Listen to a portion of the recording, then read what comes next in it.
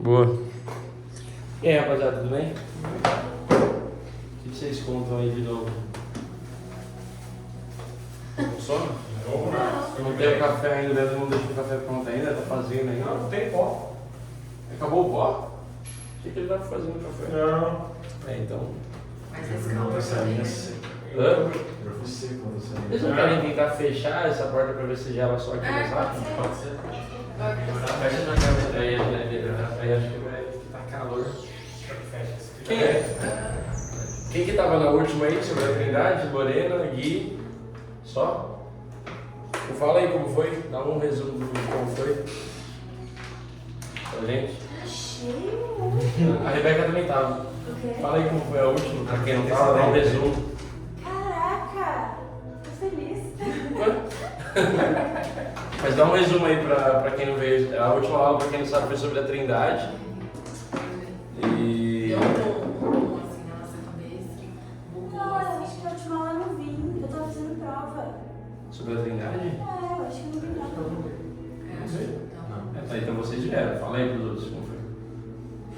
A gente chegou cheio de dúvidas, saiu com mais ainda.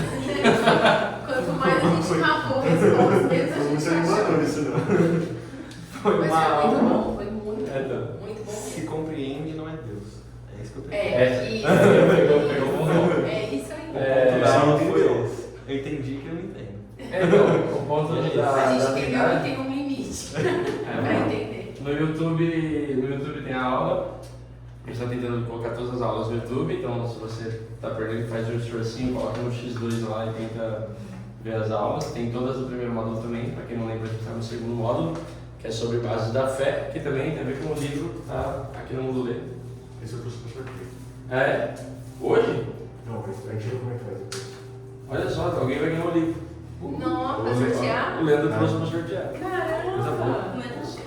Legal. A gente está usando esse livro para embasar o que a gente está explicando aqui. A gente fez a primeira sobre a última sobre Trindade e hoje seria sobre criação. E alguém pode orar para a gente começar? Então posso orar? Tá bem. Senhor Jesus, eu te agradeço por esse tempo, por essa oportunidade que a gente tem como igreja de estudar a tua palavra, de entender, Pai, a tua vontade, as coisas como foram criadas, Pai, de um modo perfeito. Peço que o Senhor nos ajude a compreender, abençoe a vida do Marcelo que vai trazer tudo isso, que a gente possa tirar as nossas dúvidas, Senhor, e também que essa semente crie raiz no nosso coração. Em nome de Jesus. Amém. Gente, por que é importante entender a doutrina da criação? Quem que fala aí? Vamos, gente? Por que é importante entender? A gente falou, por que é importante entender a Trindade? Porque né, a gente entende como Deus é, como ele funciona, mais ou menos, né? Não tem que entender tudo. Mas por que é importante para a gente entender a criação? Pra mostrar a soberania e o poder de Deus. Legal. O que mais? Para entender como tudo foi feito. Legal. O que mais? Por que é importante a gente saber sobre a criação, sobre a gente entender a questão da criação? É o começo, né? Pra gente entender por que estamos no lugar que estamos. Isso é um bom ponto. De onde a gente veio. Esse é um ponto. Assim, existem algumas questões primordiais. A filosofia vai tratar muito disso, que são as perguntas principais, que é quem sou eu? De onde eu vim? Para onde eu vou? O que tem depois do fim? Isso são perguntas que o homem tentou responder ao longo de todos os séculos. E sim, é importante a gente entender a criação, porque a gente entende uma parte disso, e se a gente entende o começo de algumas coisas, fica mais fácil a gente entender o final também. Então, tipo, a forma como... Por que eu considero importante? Na verdade, sim, tem muitas coisas que o pessoal usa para falar, isso que é importante. Mas eu considero importante porque é uma forma de você entender o projeto de Deus, por que Deus fez as coisas, para que fez as coisas, e mais do que isso, entender que além da gente entender que alguma coisa foi de fato criada por Deus, esse Deus ele se relaciona de alguma forma com a sua criação. Então você entender toda a forma que Deus estipulou e projetou a criação, e a forma como ele fez ela funcionar, dá um entendimento pra gente sobre como a gente se relaciona com esse Deus também. Não só, você vê que a Trindade e a criação no livro ela tá ligada uma coisa da outra, porque uma coisa está completamente ligada. Você entende quem Deus é, como ele é, entende por que ele fez, como ele faz, assim, tudo tá levando para um lugar da gente tentar entender como que a gente se relaciona com Deus. É um Deus invisível, é um Deus transcendente, é um Deus que a gente não explica. Então, todas essas coisas elas vêm para tentar explicar a forma que a gente se relaciona com Ele, certo?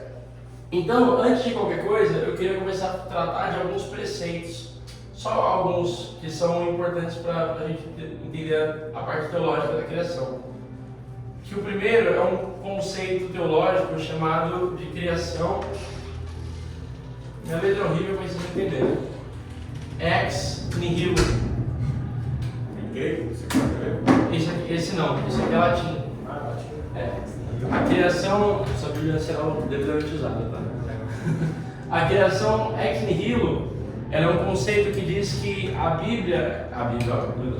criação, tudo que foi criado, partiu do nada, de absolutamente nada. Ex nihilo é do nada. Por que isso é uma doutrina teológica importante? Porque existe uma linha que diz que a matéria já pré-existia, que existiu o caos, de certa forma, e que existia a matéria desordenada, e que um Deus veio, que o nosso Deus veio, e ele moldou como se fosse um arquiteto. Ou assim, a maçonaria ela tem muitas religiões e coisa e tal, mas eles vão falar de um arquiteto do universo. Isso é só um ponto de que eles acreditam que existia uma matéria pré-existente, um caos, e que esse Deus ele trouxe ordem ao caos. Só que na teologia cristã, a nossa teologia, aquilo que a gente acredita, é necessário que Deus tenha feito a criação ex nihilo, a partir do nada. E aí, vou usar alguns textos, alguém abre aí em Gênesis 1, por favor, que é padrão. Eu vou abrir um outro aqui na livro do Gustavo, que ele prestou pra gente.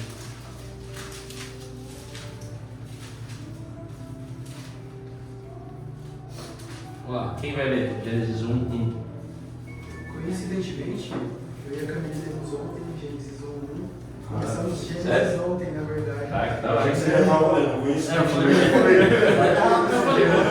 essa tradução é nova. Esse cara trouxe Coincidentemente, agora. tem que ver se a mensagem é atualizada. Nova mensagem atualizada. Vamos lá, lê Gênesis 1 aí pra gente. A criação. No princípio, Deus criou os céus e a terra. A terra era sem forma e vazia. A escuridão cobria as águas profundas e o Espírito de Deus se movia sobre a superfície das águas. Aí já não pode. Quem vai dizer que Deus, que é uma vertente, que Deus ele foi um arquiteto, coisa e tal, vai pegar que a terra era sem forma e vazia e que a matéria já existia, então Deus ele se movia e ele ordenou tudo e tudo mais. Só que qual que é o ponto de você dizer que Deus ele só ordenou as coisas? Que você tira o aspecto criativo e relacional de Deus. Ele é um mero arquiteto, ele não é necessariamente o criador da coisa, ele só organizou, ele não é o criador de fato. E isso traz algumas complicações pra gente. Em Atos 17, no 24 e o 25, vai falar assim, Paulo está em Atenas, e ele vai falar assim, o Deus que fez o mundo e todas as coisas que nele há, visto que ele é o Senhor do céu e da terra, não habita em templo feitos por mãos, nem é adorado por mãos de homens, como se necessitasse de alguma coisa, visto que ele dá a todos a vida, a respiração e todas as coisas. Qual que é o ponto? Quando fala no Gênesis 1 que Deus criou os céus e a terra, eu já falei isso numa aula de bibliologia, ele fala de um negócio chamado paralelismo. Alguém lembra o que é? Paralelismo. Alguém lembra? O paralelismo ele é um estilo de poesia judaica.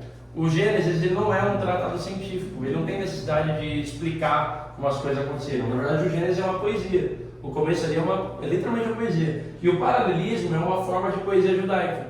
Então, quando você vai falar, como que funciona o paralelismo? De você colocar duas coisas completamente opostas para você explicar o todo no meio delas. Então, se você vira, por exemplo, e fala, que Deus ele está entre as trevas e a luz, você está dizendo que ele habita em toda a extensão entre trevas e luz. Ele está na penumbra também, entendeu? Então, quando o Gênesis está dizendo Deus criou os céus e a terra, ele não está querendo dizer só que ele criou a matéria e ele criou o universo, coisa e tal. Ele está querendo dizer que criou, que aí é um termo grego, que é o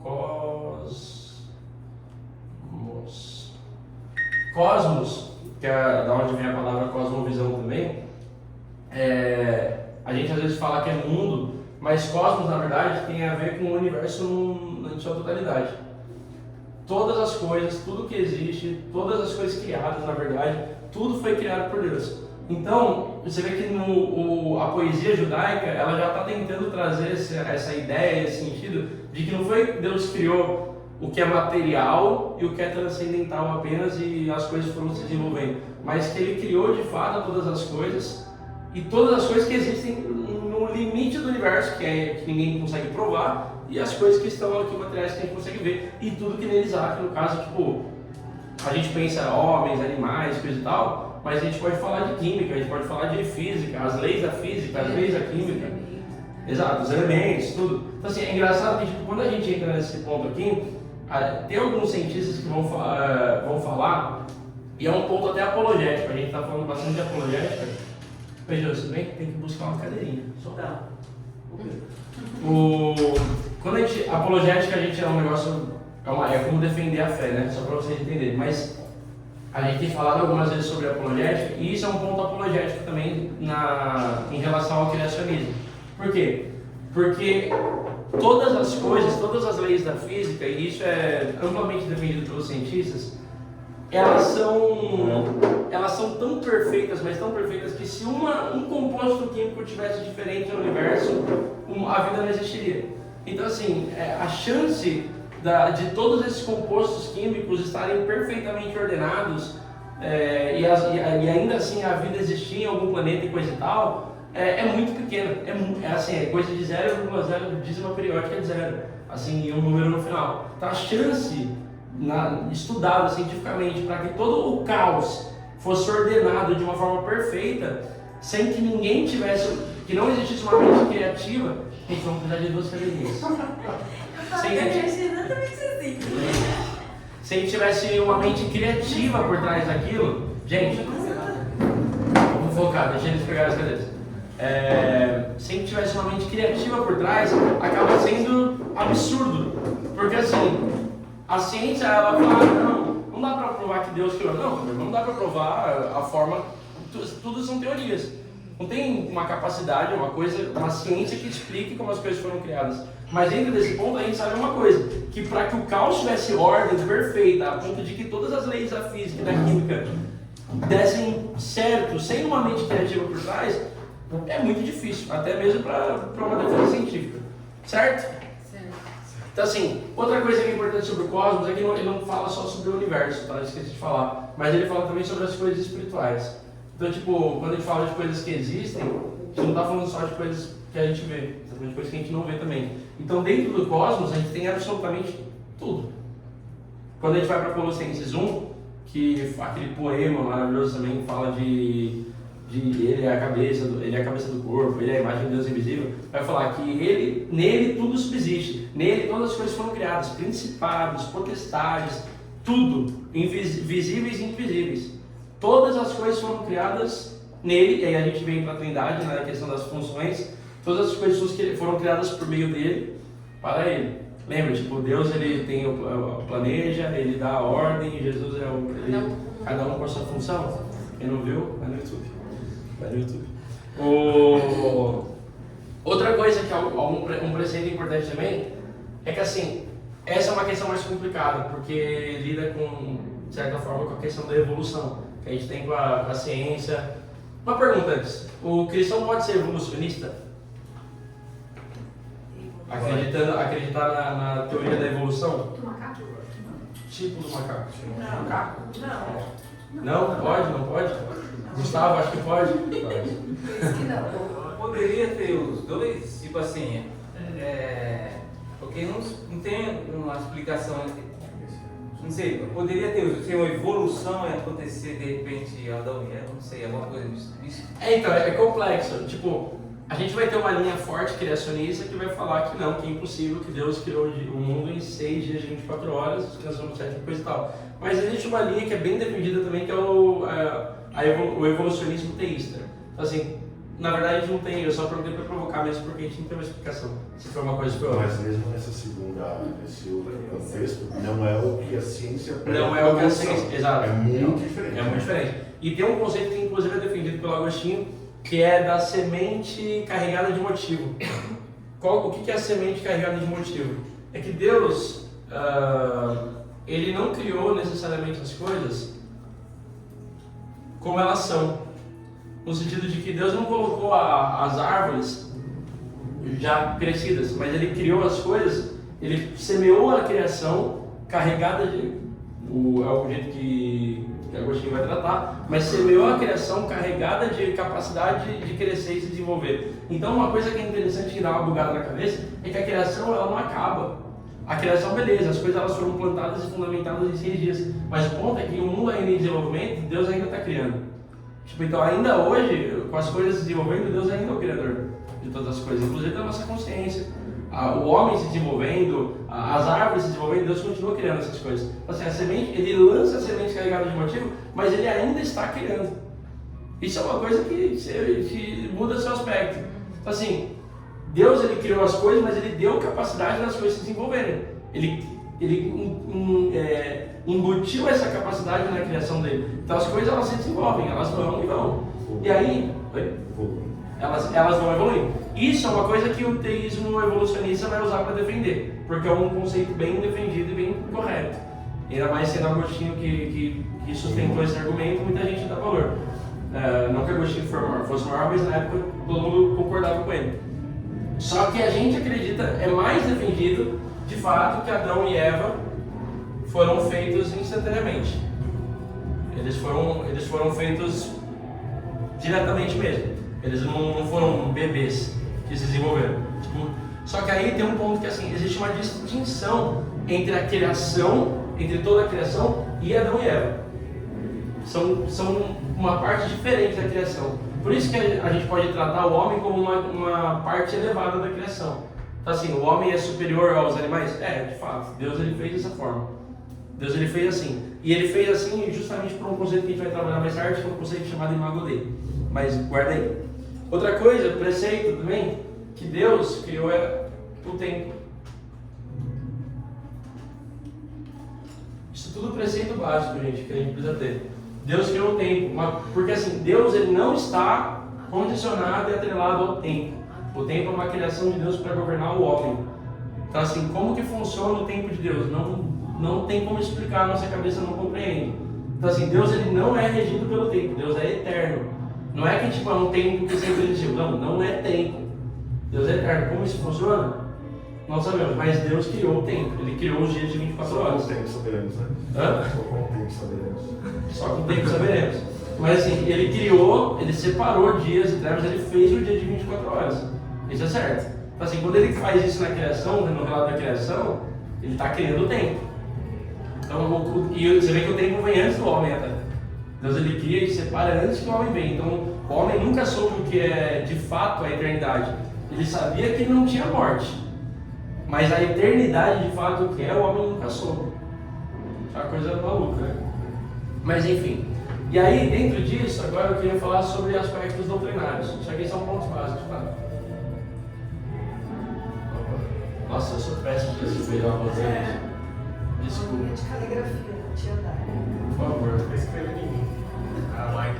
Então, é tudo grego, gente. Vocês entenderam que é tudo grego. Primeira coisa, algumas coisas importantes para a gente estabelecer como doutrina. Primeira, eu vou fazer alguns símbolos, algumas coisas para a gente entender melhor. Deus e criação. Isso aqui é um diagrama para a gente entender como as coisas no que a gente acredita de fato. Deus e a criação são coisas diferentes, de fato. Porém, Deus está completamente direcionado e ligado com a criação dele. A criação dele importa para ele. O ponto aqui é que existe uma... Por que eu estou falando isso? Porque a gente vai tratar sobre alguns problemas que a gente tem em relação à visão que a gente tem sobre a criação. Deus e a criação são coisas diferentes. Porém, eles têm um elemento relacional. Certo? Deus ele se relaciona com a sua criação. É nisso que a gente acredita. Então, dentro disso, a gente pode se considerar teístas. Somos monoteístas, certo? Também? Acreditamos um Deus só? Amém. Exato. Bom, assim, nós somos monoteístas. Essa é a ideia do teísmo. Quando vocês forem até estudar apologética, cosmovisão, coisa e tal, que é uma coisa que a gente vai estudar para trazer para vocês no sentido de defesa da fé, evangelismo, coisa e tal, Isso aqui é o que a gente acredita, que Deus, ele criou as coisas e ele se relaciona com essas coisas. Porque tem uma outra linha, que é uma linha chamada deísmo, não é teísmo, é deísmo, que acredita que Deus deu um start na criação e vazou, e foi embora. Então assim, por isso que é importante a gente dizer, Deus ele criou e ele se relaciona, a criação dele importa, ele está completo, isso aqui faz parte do plano dele, e ele é quem está organizando todas as coisas da forma como elas acontecem. Amém? Alguém tem alguma dúvida aqui? Algum comentário? Pertinente, impertinente? Não? Tá. Por que a gente... Oi? Eu tenho. Pode falar. Eu estava lendo hoje e aí dizia que no dilúvio, eu vou fugir um pouquinho, mas eu fiquei com isso Tranquilo. Que no dilúvio Deus meio que se arrependeu de ter criado tudo que ele criou. Uhum. Está escrito bem assim. E aí, eu fiquei em dúvida porque se ele sabe de tudo, como ele se arrependeu de ter criado o que ele criou e depois não se arrependeu mais, e, enfim. Isso é uma coisa que a gente até tratou, acho que numa das aulas de bibliologia, foi em bibliologia mesmo, vai ser lá no YouTube. É um negócio chamado antropomorfismo. Antropos, homem, certo? Antropos.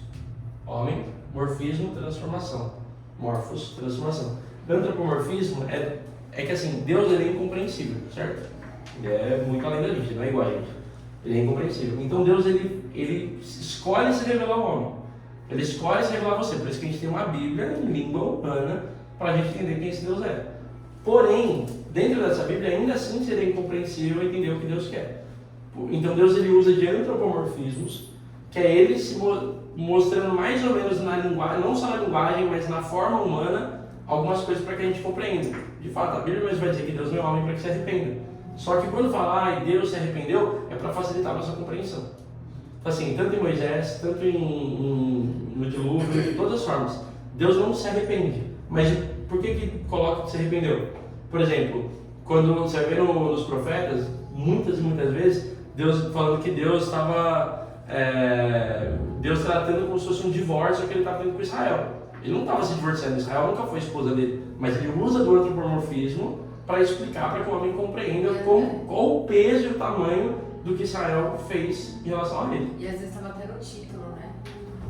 Nos títulos já tinha, né? Exato. O título é nosso, né? A gente que coloca. Não estava nas cartas de vocês originais. É pomorfismo mesmo? Antropomorfismo. Homem? Antropos, homem, e morfos, transformação. Enfim, por que a gente, voltando para cá, tá certo? Entendeu? O dilúvio sobra, né? Alguns pregam. Mas tá certo? Sim. Beleza. Deus de criação. Uma coisa que é importante entender aqui, que Deus não é a criação. Opa, fiz o sinal de matemática errado. Calma aí, agora sim. Fiz ao contrário. Deus não é a criação, ela é diferente. Por quê? Existe uma doutrina que chama emanação. A gente fala que Deus é transcendente e imanente, né? Mas é uma outra coisa diferente. Emanação é como se fosse assim: o fogo ele emana calor, certo? O sol emana luz, calor também. É como se a criação ela tivesse emanado, certo? Tá certo? Emanado de Deus. Assim, só que se a criação ela tivesse emanado da essência de quem Deus é, ela teria parte da essência dele.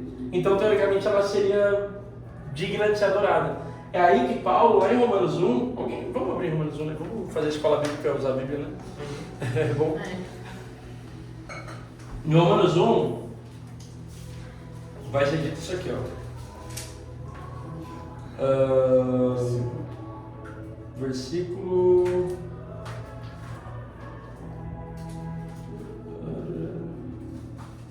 Então, versículo 20. A partir do 20, fala assim. Vamos do 18. Porque a ira de Deus é revelada do céu contra toda impiedade e injustiça dos homens que detêm a verdade em injustiça. Porém, porque aquilo que Deus se pode conhecer é manifesto neles, pois Deus o manifestou a eles. Porque as coisas invisíveis desde a criação do mundo são claramente vistas, sendo entendidas por meio das coisas que são feitas, o seu eterno poder e divindade, para que fiquem inexcusáveis. Portanto, tendo conhecido Deus, não glorificaram como Deus, nem foram agradecidos, mas se tornaram vãos em suas imaginações, e o seu coração insensato se obscureceu. professando-se sábios, tornaram-se loucos e mudaram a glória de Deus incorruptível por uma imagem feita à semelhança do homem corruptível, e de aves, quadrúpedes e de répteis. Portanto, Deus também os entregou à imundície por meio das luxúrias de seus próprios corações, para desonrarem os seus corpos entre si. Enfim, por que eu estou colocando isso? Porque Paulo está dizendo que Romanos aqui ele vai fazer um tratado teológico para explicar o que é o pecado do homem, e uma das coisas que ele mais enfatiza nos primeiros capítulos é que o homem ele deixou de adorar Deus e passou a adorar a criação. Entendeu? O ponto de que assim, era amplamente aceito no contexto grego, no contexto lá dos tempos que estavam escrevendo as cartas, que a criação ela era parte de Deus, ou ela era uma coisa separada, mas era uma coisa tão grandiosa quanto Deus. Então, tipo, criação em todos os sentidos. Então, os homens, no caso, eles acabavam adorando a criação também. E por isso que a gente tem que entender que assim, Deus ele criou, mas isso não emana dele. Entendeu? Isso não é uma coisa que de fato tipo, tem a mesma essência dele. Beleza? Mas essa adoração seria o quê? Tipo, depois da criação criaram um Deus em cima, ou não tem nada a ver? A adoração. Criaram deuses. Não, então, essa criação essa adoração é criar outros deuses, é isso mesmo? Não é nem criar outros deuses, é como se fosse assim, por exemplo, por que em Gênesis vai dizer que Deus fez 2 luzeiros grandes, um para governar o dia e outro para governar a noite? Porque você vê que o autor, quando Moisés escrevendo, ele não escreve nem sol nem lua. Por quê? Porque o sol era tido como um deus, a lua era tida como uma deusa. Então assim, você vê que ele fala, criou luzeiros, não são deuses. Eles pegam, o que Paulo fala ali é que eles pegam coisas criadas, como o sol, por exemplo, fala, o deus sol. Começa a adorar. Entendeu? O sol é um deus, entendeu? A chuva, sei lá. Certo? Valeu. Outra coisa é que assim, sendo Deus bom, tendo Deus criado as coisas, isso é importantíssimo entender, a criação, ela é boa. E ela é perfeitamente boa. Ela não tem problemas, ela não tem erro. Por isso que lá em Gênesis 1, a gente vai ler o tempo todo, quando Deus está criando as coisas, falando, criou e viu? E viu Deus que era bom. Qual que é a primeira coisa que ele fala que não era boa? Que o homem fosse só. E aí ele corrige isso e coloca uma pessoa para ajudar ele. Então assim, todas as coisas criadas de fato são boas, não tem nada de equivocado na criação de Deus. E por que isso é importante? Porque existe uma corrente que a gente vai falar daqui a pouquinho, que é o dualismo, que vai dizer que a criação ela é má, que a criação ela é caída, hoje caiu, mas que a criação ela na sua essência, desde a sua criação, desde que ela foi ordenada, ela é ruim, ela é má. Então de nenhuma forma uma pessoa espiritual pode se relacionar com a matéria, com o mundo, com as coisas daqui. Porque assim, a gente tem que ter uma separação com o pecado, com o mal, mas não necessariamente com o mundo, porque Adão foi colocado no mundo para cuidar do mundo, certo? Então o mundo em si, a gente tem que entender 2 coisas diferentes. Existe o mundo planeta e existe o mundo criação de Deus, entendeu? Isso é show, isso é absurdo. Enfim, essa música é muito boa. Essa questão de ter bem e mal é uma dualidade. Exatamente. E não um dualismo. Exatamente. A gente vai chegar. São coisas diferentes, dualismo e dualidade. Dualismo é um conceito grego, platônico, dualidade é bem mal, quente, frio, coisa e tal. Mas a criação é essencialmente boa. Outra coisa, que é o que eu falei que a gente ia tratar dentro das doutrinas, é um negócio chamado imago Dei. Que eu falei que o homem, isso também é um termo em latim. Imago Dei, imagem de Deus, mas quando vocês forem pesquisar, vocês vão achar bastante material. Imago Dei é a doutrina que vai dizer que o homem ele foi criado à semelhança de Deus, só que não só ele foi criado, porque Deus, como a gente falou, Deus não tem forma. Deus ele não é um homem, assim, Jesus, beleza, mas Deus ele não tem forma, ele é espírito. Então como que ele é criado à imagem de Deus? E aí está a questão, que Deus, ele criou o homem à sua imagem e semelhança, não na forma aparente, mas na questão da sujeição, na questão de poder, não de atributos também. Porque se a gente falar de atributos, a gente tem que falar de onipotência, onipresença e de... Não, os atributos não... comunicáveis, né? Exato. De alguma forma sim, mas mais ainda no conceito, e aí é um termo que vai dar uma bugada, no conceito espécie. Por quê? Nossa, vai ser todo hoje. Enfim, isso aqui é uma coisa que pega bastante. Porque assim, quando você vai ver no Gênesis 1, quando Deus ele cria os animais e tudo que existe na Terra, ele vai falar o quê? Alguém lembra?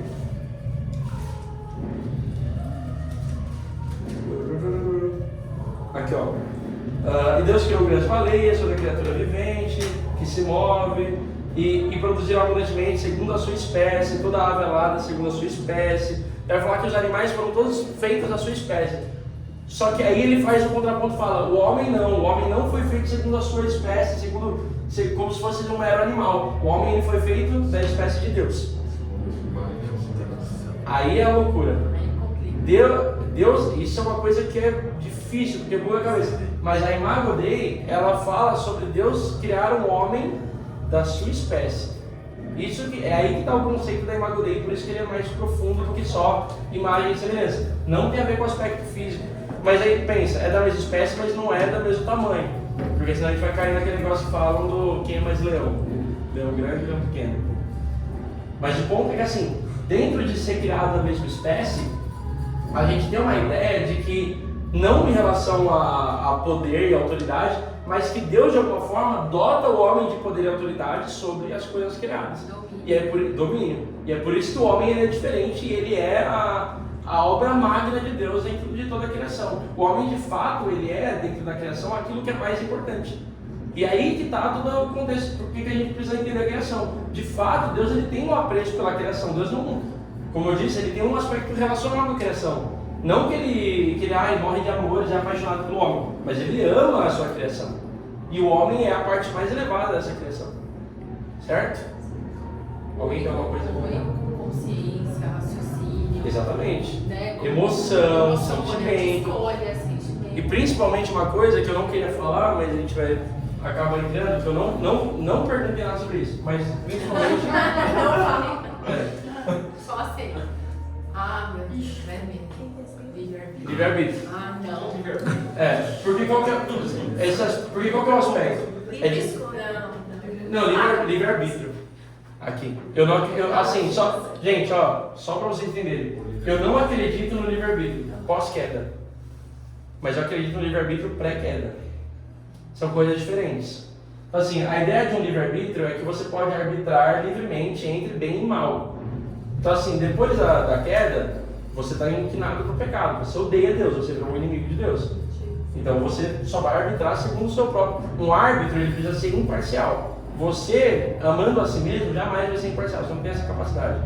Então, a questão de arbitrar livremente só pode ser se você não tiver nenhuma coisa te inclinando. Então, antes da queda, eu creio no livre-arbítrio. Por isso eu creio que Deus, o homem escolheu o pecado.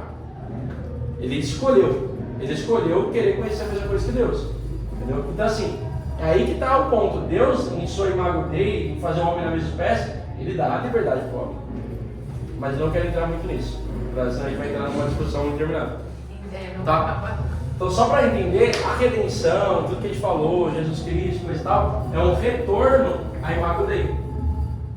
A redenção é um retorno ao plano que Deus estabeleceu. É um retorno a isso aqui de uma forma certa, de uma forma correta. Deixa eu ver que horas são. De uma forma correta, porque a gente, com a queda do homem, a gente continua tendo isso aqui. Só que é como a gente vai ter uma ilustração que é boa, que pode explicar bem, vou fazer aqui em cima, que é como se fosse um espelho. Deus criou alguém à sua imagem, semelhança, coisa e tal, só que no momento da queda, esse espelho ficou todo fragmentado, quebrado, trincado, coisa e tal. Quando você coloca uma coisa na frente desse espelho, você consegue ver, mas você vê totalmente distorcida. Você vê a imagem totalmente quebrada, certo? O carinha está aqui em algum lugar, tá?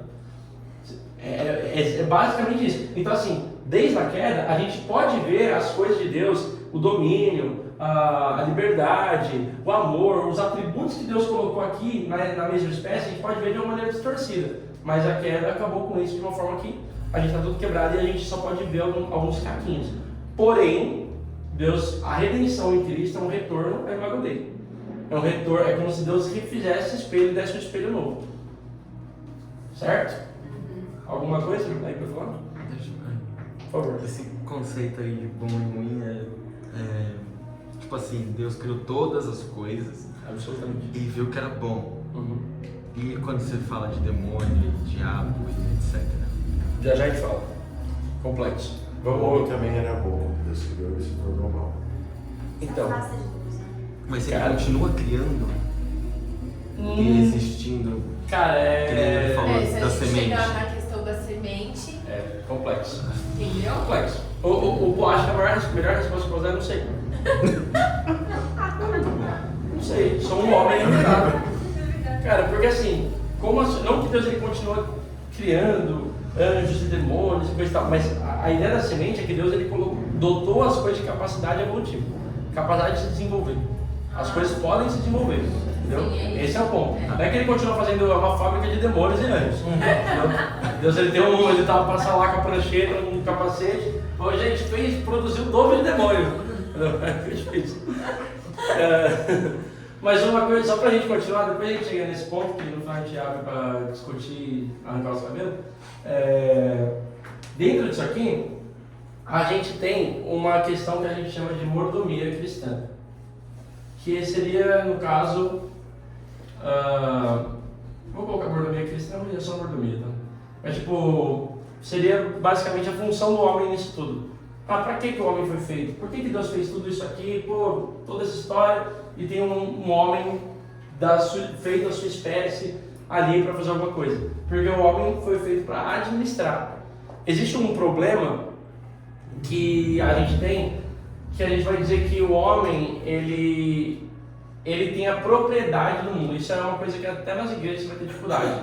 Dizendo que Deus ele deu a terra ao homem. Vai ter um texto de Salmos que vai falar que Deus deu a terra aos filhos dos homens. Porém, tem sempre que ler baseado nos contextos. Vejam um módulo de biologia e coisa e tal.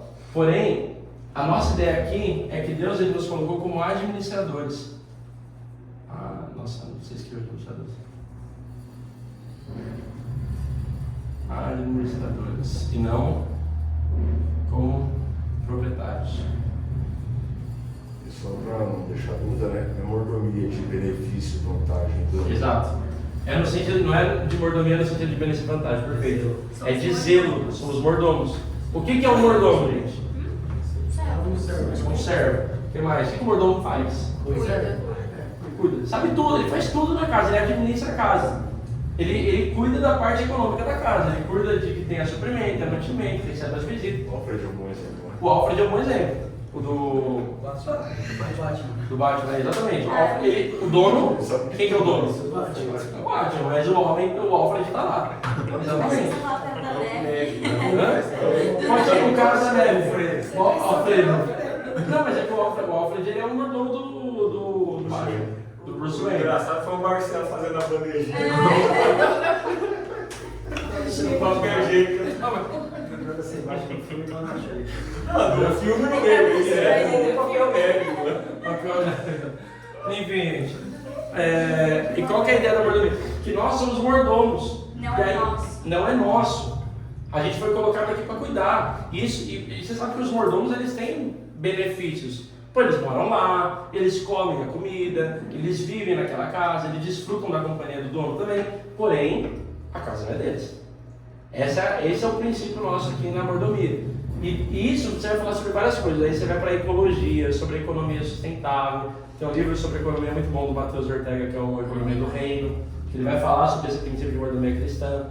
Então, a questão de que nós estamos aqui cuidando daquilo que Deus nos deu. Outro termo que Paulo vai usar é o termo despenseiros. Despenseiro, mordomo, cuida da despensa, entendeu? Até na escola de pregadores, uma aula que a gente teve, foi dito pra gente que assim, um mordomo no sentido da pregação, por exemplo, quando ele vai ensinar, quando ele vai pregar, quando ele vai discutir com alguém no sentido de tentar ganhar aquela pessoa para Cristo, um mordomo, ele nunca pode servir o que Deus não colocou para ser servido. Então, se Deus falou que o cardápio é arroz, feijão e frango, você não vai fazer arroz e feijão, e você não vai fazer arroz, feijão, frango e salada. Arroz, feijão e frango. Um bom mordomo vai fazer exatamente aquilo que o seu patrão, exato, vai falar seu dono, mas é dono. Nesse sentido certo, tá, mas só para vocês entenderem nesse sentido figurado. Então, certo? Somos administradores e não proprietários. Amém? Isso do nosso corpo também? Como assim? Templo do Espírito Santo. Porque, tipo, o corpo não é nosso. Também. O templo não é nosso. Eu acho que Paulo vai falar sobre isso, né? Que o corpo não é de vocês. É de Romanos, inclusive. Romanos 15, se não me engano. Timóteo também, a questão do casamento. Sim, também. Sim. A questão do corpo também. Faz parte das coisas criadas. Você Não é de si mesmo. Exato. basicamente. Esse é o ponto. É, os nossos dons. Inclusive, eu eu achava quando eu era pequenininho e eu ficava assim na EBD. Nossa, melhor jeito de dormir é esse, cara. Uma aula. Eu amava dormir na escola. Nossa, cara. Voltava do trabalho, sentava no fundo assim, encostava no mural de trás e passava, tá? Importante. Sem colar. Mentira. Eu não era crente. Mas o ponto é o seguinte. Aqui dentro, a gente tem... Até me perdi o que eu ia falar. Quando eu era pequenininho, a gente falava de Senhor Jesus, eu achava que era um pronome ali de respeito, né? Tipo, o Senhor Marcos, Fernando, Senhor Gustavo. Né? Só Leandro, por favor. Hã? Só Leandro. Então, mas eu achava que era uma coisa ali em relação a respeito, e acho que muita gente tem essa compreensão às vezes. Mas Senhor tem sentido de um senhor de escravos.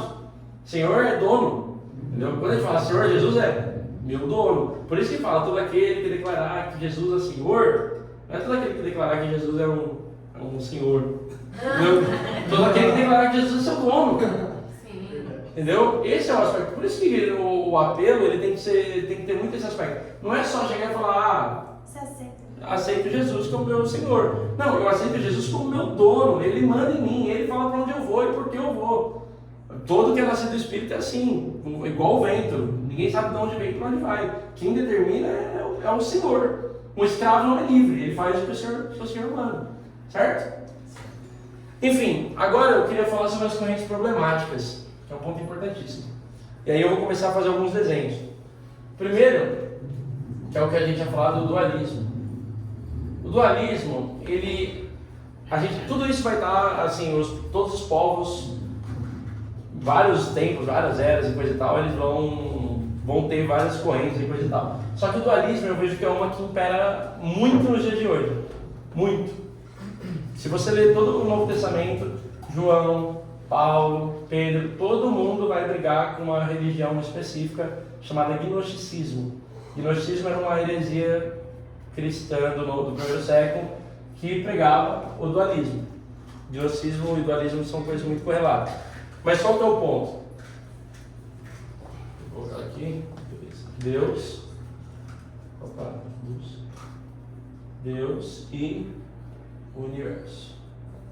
Universo entendam por tudo que foi criado, pela matéria. Deus e o universo são coisas opostas entre si. E eles, de certa forma, duelam entre si. Vocês não conseguem ver isso?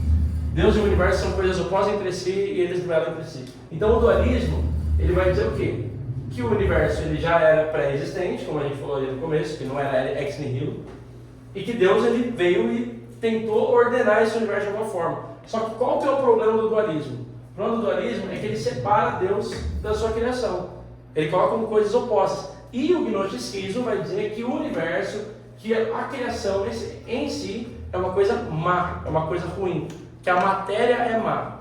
Esse é o maior problema, que a matéria é má e que Deus é bom. Por isso que bate tanto, João vai falar, o verbo se fez carne. Por quê? Porque vai falar que não tem como ser Deus se ele for um homem. Não tem como ele ser, se ele for Deus, ele não pode ser homem, ele tem que ser um espírito evoluído. Entendeu? Porque Deus é bom. Se ele é Deus e Deus é bom, então ele tem que ser um espírito que se fez palpável. Mas homem, matéria, ele não pode ser. E aí está o principal problema do dualismo. Ele vai dizer, e muitas correntes, não vou citar religiões, mas muitas religiões que a gente vê hoje em dia vão falar o quê? Deus é um espírito evoluído. Deus é espírito. Mas Jesus Cristo não era um espírito evoluído. Jesus Cristo era um homem. Homem de carne e osso, sangue, de a fome. Esse é o ponto. Deus é homem. Deus é espírito. Mas Jesus, sendo Deus, se fez homem. Isso para dizer que a criação não é má. Não existe uma oposição entre criação e Deus. Isso foi criado por Deus. Porque aqui você vai entrar no aspecto de que quem criou o universo é um cara chamado Demiurgo, que é como se fosse um Deus inferior, e que no Novo Testamento Jesus ele mostra um Deus superior, Jesus, né? E que existe uma luta entre esses dois deuses. Nossa, que heresia. Existe uma heresia que saiu da igreja de Cristã da Família, inclusive tem um pastor nos anos 90, que foi excomungado porque ele começou a acreditar e pregar isso. Parece uma coisa besta, mas acontece. Assim, você vai ver que muita gente, e como que isso se aplica dentro da igreja? Muita gente acredita que o mundo, beleza, o mundo jaz no maligno, mas que as coisas são ruins em sua essência e que a gente tem que duelar e se separar das coisas criadas. Não é assim. Não tem que ser assim. Todas as coisas criadas, elas têm criadas pelo homem e feitas ali, desenvolvidas pelo homem, elas têm traços da criação. Por exemplo, você pode dizer que essa camiseta aqui é má, que ela é demoníaca? Não pode. Mas foi um homem que, em seu desenvolvimento, conseguiu fazer. Isso é bom, certo? Reflete a condição caída do homem? Reflete, porque antes Adão estava nu e ele precisou se vestir. Mas de fato, a camisa em si não é, ela é parte, mostra o quanto que Deus é maravilhoso e inteligente para sustentar a sua criação, para ela desenvolver coisas. Então assim, a mesma coisa você pode trazer para a arte, você pode trazer para muitas coisas. É um conceito mais complicado, é um conceito mais abstrato, mas assim, por exemplo, tem uma vertente cristã que ela vai falar que a gente tem que olhar tudo de uma perspectiva de criação, que é de redenção. Tudo. Então, por exemplo, se eu ouço uma música de um cantor pop, coisa e tal, que ele está falando sobre sexo, e você vai falar, cara, o cristão não deveria ouvir isso. Não, beleza, cada um com a sua fé, Romanos 14. Mas o ponto é que você tem que saber identificar ali que esse anseio e essa necessidade do cara ali se dar para várias pessoas mostra um buraco causado pelo pecado, causado pela destruição da Imago Dei, e que essa necessidade de se preencher com alguma coisa fala muito sobre um homem buscando redenção. Então, dentro de você ver uma música mal feita, cheia de pecado e tal, você conseguir perceber que existe criação, existe uma coisa que Deus fez para ser boa, existe a queda escancarada, mas existe redenção também. Porque a pessoa, ela clama por uma redenção, ela clama por uma coisa que trate ela. Certo? Isso é uma frase do Agostinho, inclusive, que eu vou descrever aqui embaixo, que é onde vamos mais lá muita coisa também. Que é assim: fizeste no Senhor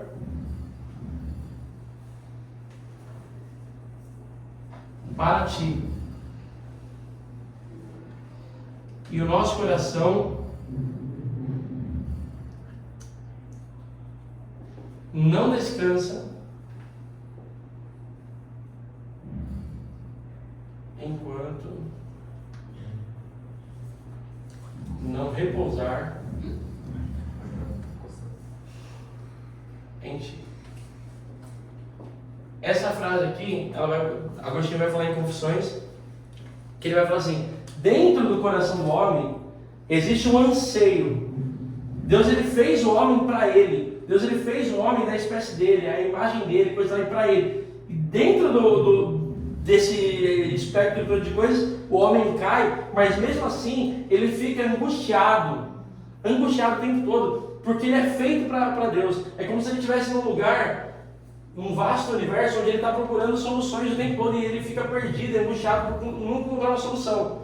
A única forma dele encontrar descanso e repouso é quando ele entende que existe um Deus aqui que ele tem que estar direcionado. Agostinho vai comparar isso a uma flecha. Que a flecha, ela precisa de um alvo. Se ela não tem um alvo, ela não tem utilidade, ela não serve para nada. Se ela não tem um alvo, ela vai viver em angústia. Ela nunca vai encontrar o fim para o qual ela foi determinada. O seu propósito. Aí que está o ponto do propósito. Entendeu? É aí que está o ponto da gente entender que nós fomos feitos para uma coisa. Por isso que todas as coisas que a gente vê, todas as coisas que a gente ouve, todas as coisas que a gente escuta, a arte, a tecnologia, a poesia, tudo isso tem traço da criação. Tudo isso tem traço de bondade do que Deus fez. Tudo isso revela de alguma forma a queda. E tudo isso revela também a angústia do homem em querer a sua redenção e querer um encontro com aquilo que ele foi criado pelo próprio Deus. Certo? Vocês estão com alguma dúvida? Muito abstrato, muito louco? Não? Só um pouquinho. Enfim, daí está o dualismo, certo? Quando você vai, por exemplo, vou dar um exemplo de como isso impera na igreja hoje. Principalmente quando você, ao invés de ser luz para o mundo, ao invés de ser sal para a terra, você escolhe ser o sal no saleiro. Por isso que o evangelismo é uma coisa importantíssima. Porque assim, quando Jesus fala, vocês são o sal da terra, luz do mundo, ninguém bota a luz embaixo da cama, ninguém deixa no lugar onde pode iluminar toda a casa. O cristão, a gente está com tanto medo que a gente se esconde. A gente é sal dentro do saleiro. A gente fica escondidinho ali no nosso cantinho e a gente não quer salgar, a gente não quer iluminar, a gente não quer fazer as coisas porque a gente tem medo. E a gente usa aquele negócio, as portas do inferno não prevalecem contra a igreja, como se o inferno estivesse avançando. Mas não é isso. A porta do inferno não prevalece, a gente chega chutando a porta. Essa é a verdade. Não é que a gente tem que esperar como se a gente tivesse atacado, sofrendo um ataque militar do inferno, que ele fosse tão poderoso, como se ele fizesse oposição a Deus.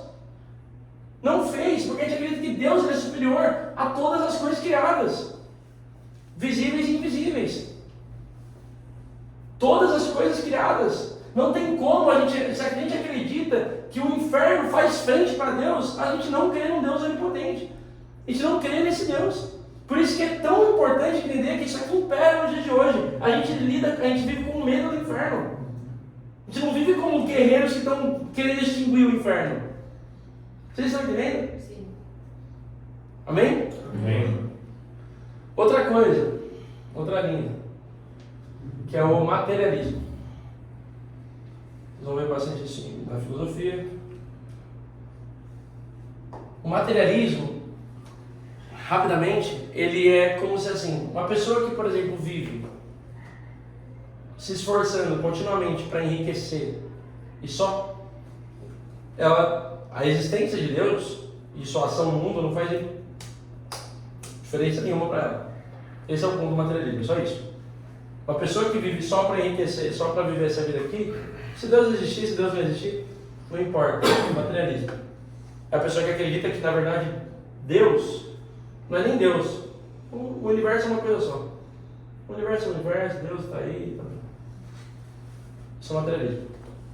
Outra coisa que a gente tem, outra corrente, é o panteísmo. Você vai ver muito isso lá na Índia, você vai ver isso em algumas religiões africanas, que vai, dentro do desenho que a gente vai fazer, acredita que tudo é Deus. Tudo é Deus. Pan, vários, teísmo, Deus.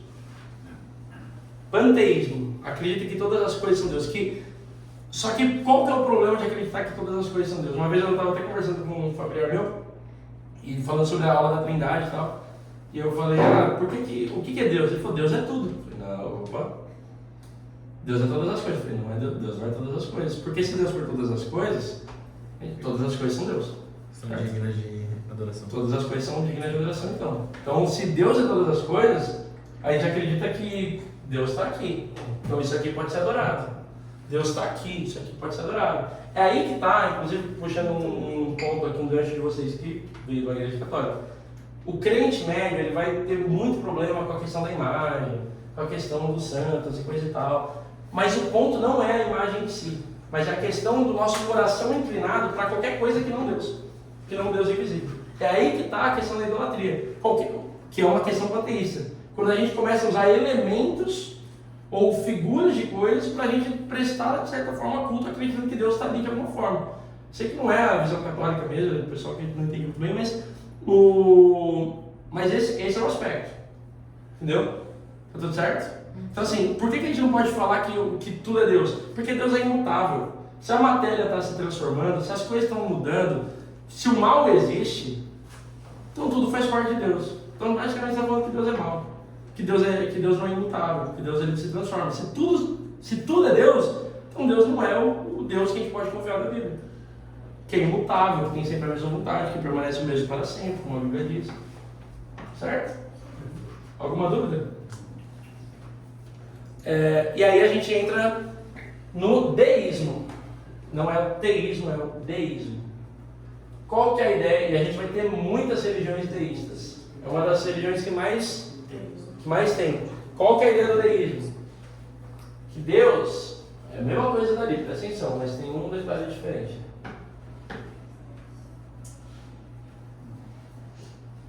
Que Deus e a criação coexistem. Deus ele até criou, ele criou de fato. Porém, não existe relacionamento entre esse Deus e a sua criação.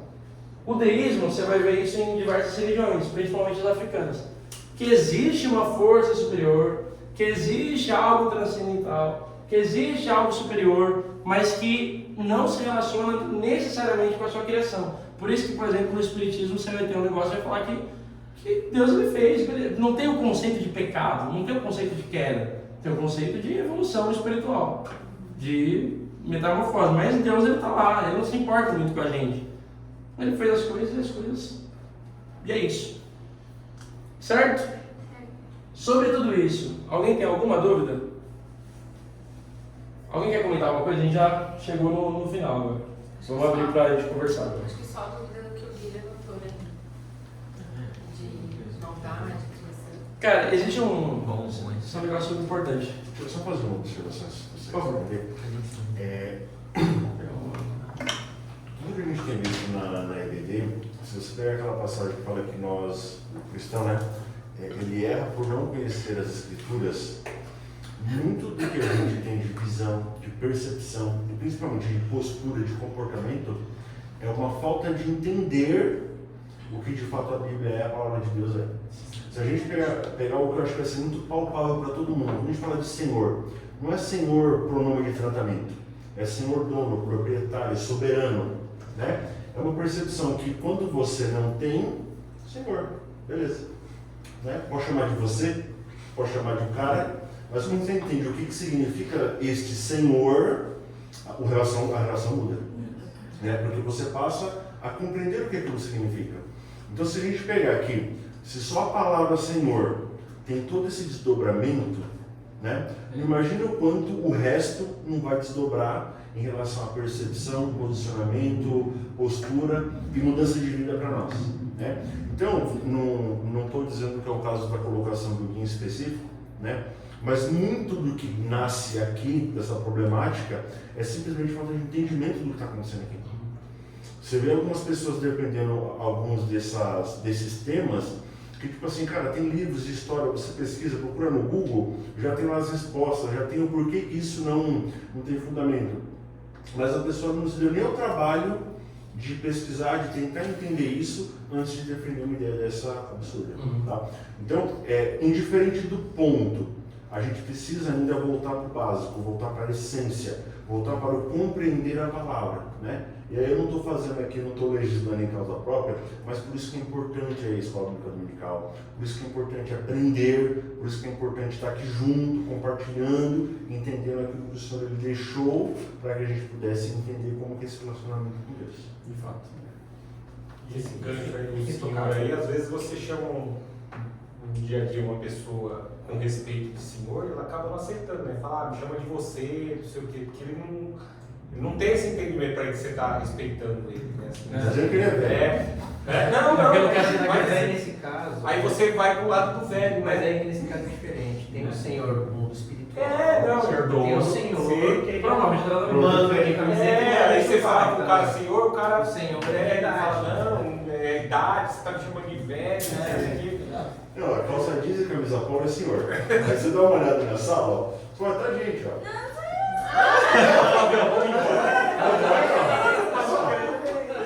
Vambora, Lê. Cara, posso falar? Esse foi um dos argumentos, os melhores argumentos apologéticos colocados nessa sala. Cara, foi perfeito, cara. Perfeito. Não, mas camisa boa. Se for camisa social, então. Camisa e tênis, então, aí é tiozão. Vamos lá, pô.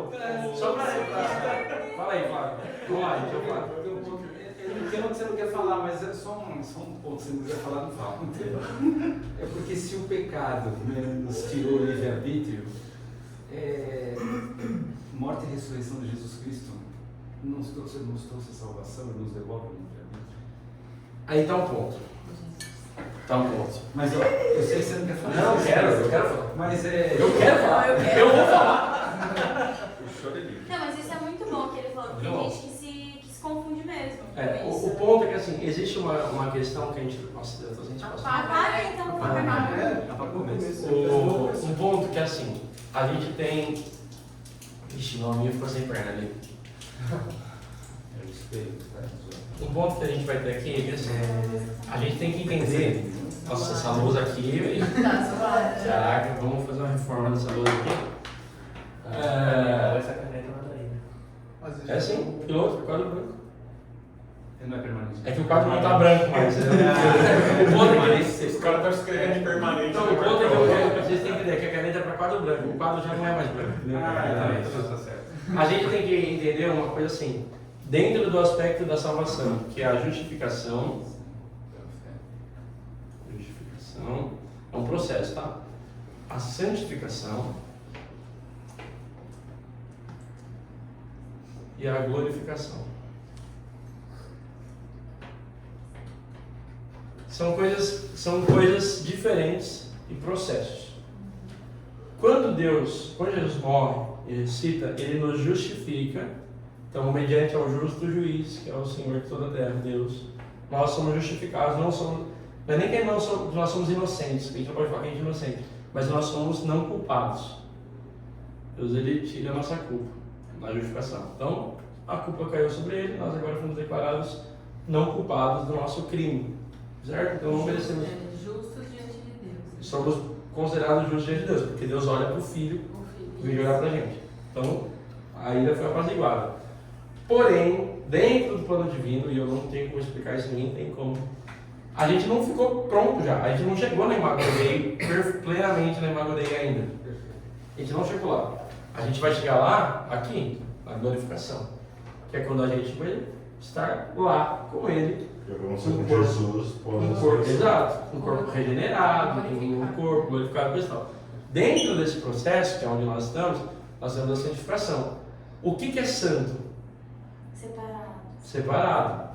Santificação nada mais é do que uma separação do pecado. É um processo de separação. É como se fosse a destilação, né, do álcool que faz o processo de separação, não é? Eu não sou tão bom em química, mas enfim. Mas o ponto assim, é quando você está separando uma coisa da outra. Decantação. Exatamente, é esse termo. É a decantação. Você está decanta as novas coisas, entendeu? A separação, ela está como se decantando o homem do pecado. Ela está separando. Mas isso acontece em toda a nossa existência até o dia que a gente for glorificado. E eu enxergo isso como um gráfico de ondas, que vai, sobe e desce. Exatamente. Aí você está indo bem, aí você dá eu falo isso muito no discipulado, porque às vezes a gente olha assim. A gente olha assim, mas eu não acho que é assim. Eu acho que é assim. Não é linear.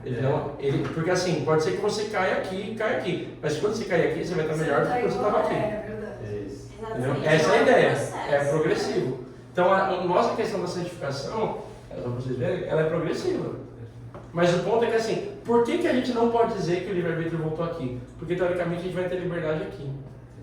Mas não vai ser nenhum completo livre-arbítrio, porque a gente não vai ter capacidade de arbitrar entre bem e mal, porque não vai ter mal mais. Então o livre-arbítrio não volta.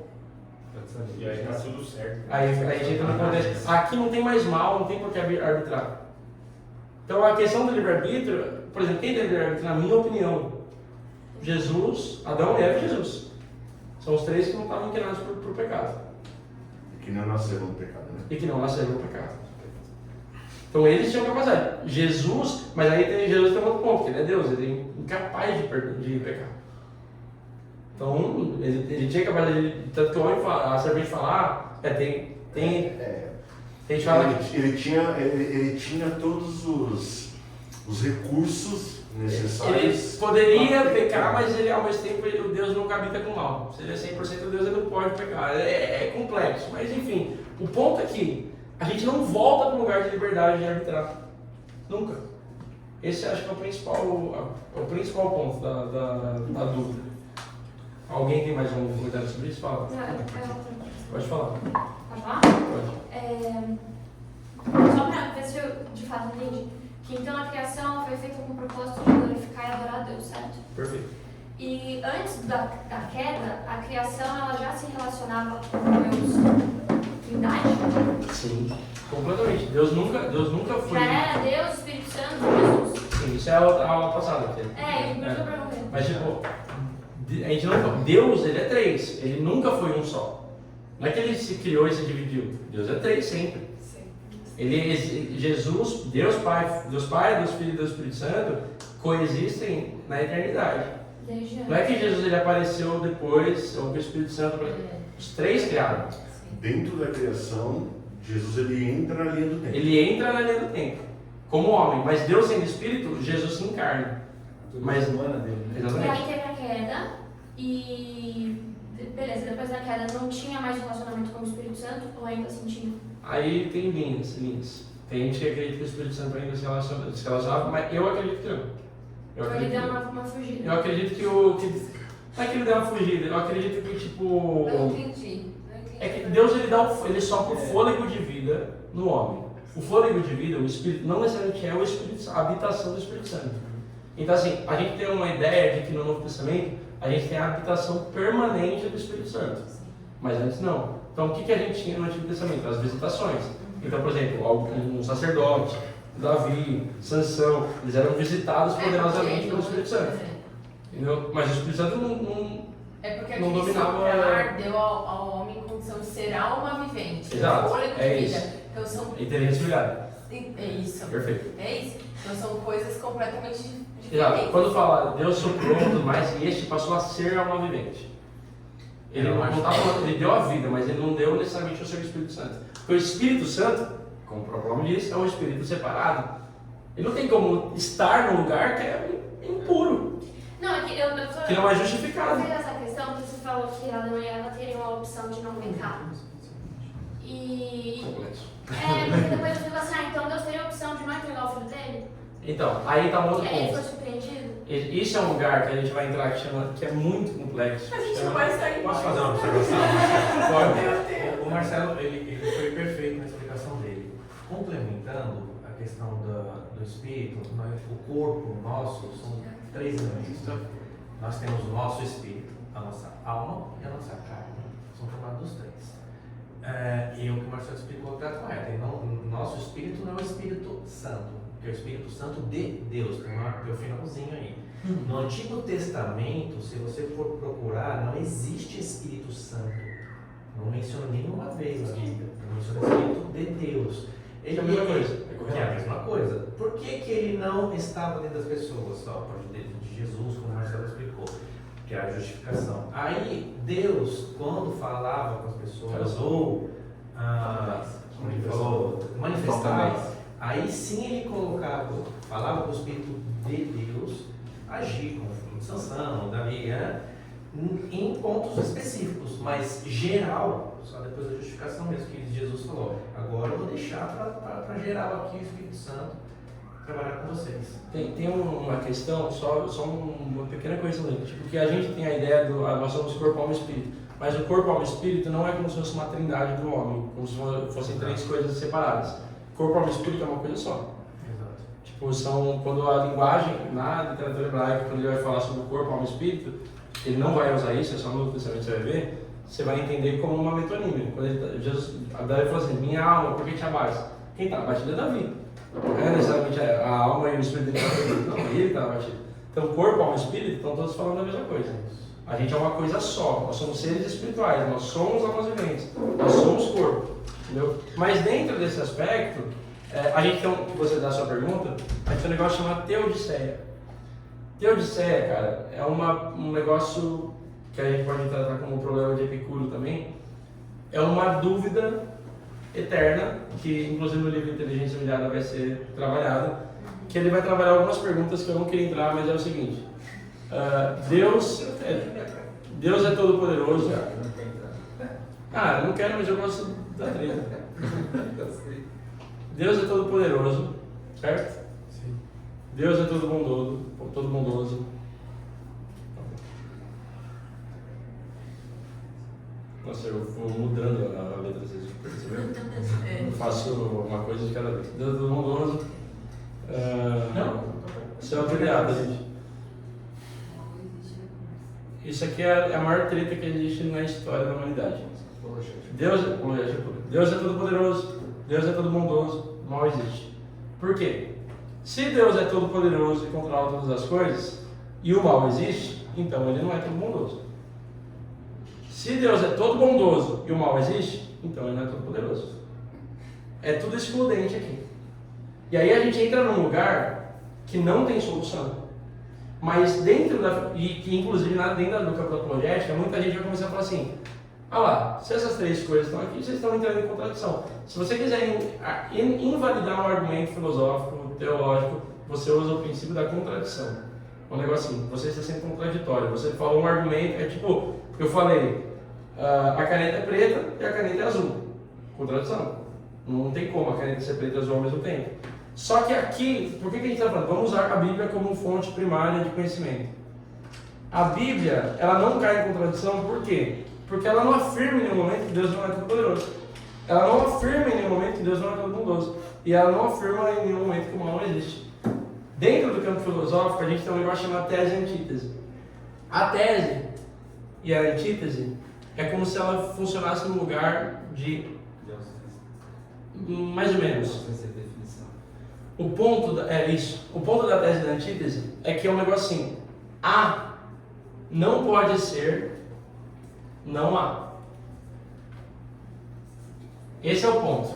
Não é tipo que A não pode ser B, porque são coisas diferentes. A não pode ser não há. Se dentro do mesmo tratado filosófico, da mesma discussão e coisa e tal, falar que A e não há é a mesma coisa, você entrou em contradição. Por isso que dentro desse ponto a gente pode achar que existe uma contradição aqui entre essas três coisas coexistirem. Porém, não existe contradição. Só que como que a gente explica essas três coisas? Não explica. Não explica. É dentro da filosofia. Não explica. O ponto é que você... A gente só convive. Você aceita. E você aceita confiando. E aí está a fé. Eu só não entendi por que eles tiveram escolha. Vou tentar elucidar um pouco melhor. Mas não faz sentido. Jesus ele não é o plano B. Jesus não é o plano B. Sim, tá. Então assim, tem corrente. Uma vez eu fui para uma igreja que os caras falaram: cara, Jesus se o homem pecasse, Jesus, Ali no banco. ele estava ali, vamos lá, Jesus, ele é o plano B. Pô, Você vai entrar em ele acrescenta. Jesus, pode sair pra lá. Vai que eu vou pecar, você vai ficar no lugar, Jesus. Não dá. Ele tava lá orando pra elas obedecer. Não é assim. Estão perdendo 2-1. Isso, exato, é complexo. orando. Isso é complexo. Outra coisa que assim, eu creio que Deus é todo poderoso para nunca ser pego de surpresa. Deus ele não pode, se você falar que Deus não foi pego de surpresa, você está tirando a onipotência dele e a onisciência. Então assim, dentro desse aspecto, tirei suas conclusões e vamos para o grupo. Amém. Muito bom, muito obrigada. Vai acabar.